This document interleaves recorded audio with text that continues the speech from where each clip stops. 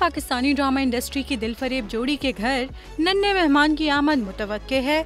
नादिया खान के इंकशाफ पर सार्फिन की तनकीद। Nadia Khan morning show host की हैसियत से पाकिस्तानी मीडिया में मशहूर हैं। होस्टिंग के बाद नादिया ने अदाकारी में भी एंट्री दी और उस पर भी दाद समेटी।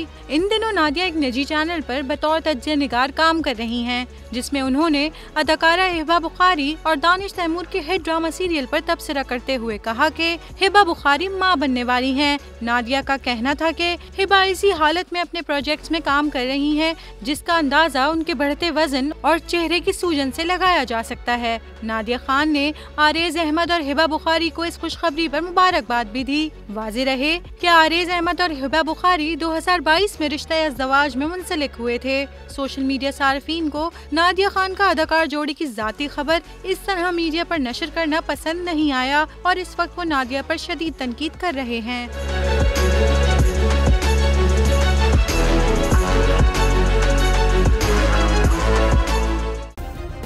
सब्सक्राइब करें और बेल दबाएं ताकि कोई खबर रह न जाए।